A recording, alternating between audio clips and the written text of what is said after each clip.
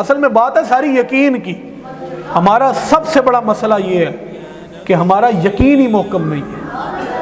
ہمارا سب سے بڑا مسئلہ یہ ہے ہمیں اتنا حوصلہ ہی نہیں ہے. ہم سوچتے ہیں کہ شاید مال دیں گے تو کم ہو جائے گا. یہ تم کہتے ہو.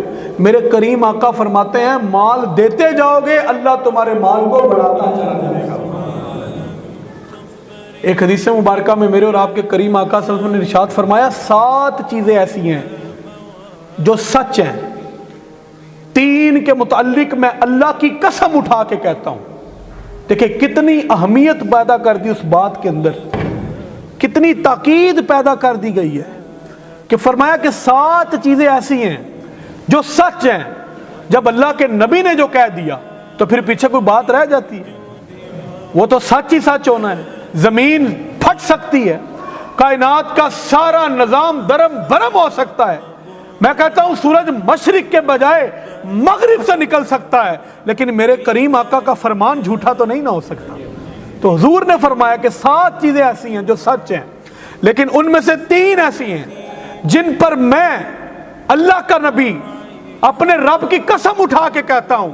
اس میں سے پہلی شے حضور نے فرمایا یہ ہے کہ جب تم اپنے رب کی خاطر, اس کی رضا کی خاطر, جب اپنے رب کی رضا کی خاطر تم مال کو خرچ کرو گے وہ تمہارا مال کم نہیں ہوگا, اللہ اس تمہارے مال کو بڑھاتا چلا جائے گا.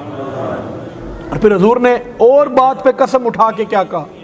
حضور نے فرمایا کہ جس بندے کے اوپر ظلم کیا جاتا ہے اور وہ اس کو برداشت کرتا ہے اور اس کے اوپر صبر کرتا ہے, تو بہرحال اللہ کے نبی نے فرمایا جو بندہ ظلم برداشت کرتا ہے پھر اس پہ صبر کرتا ہے, میں اللہ کی قسم اٹھا کے کہتا ہوں اللہ اس کی عزت کم نہیں کرتا بلکہ اللہ کی بارگاہ میں اس کی عزت کو مزید بڑھا دیا جاتا ہے.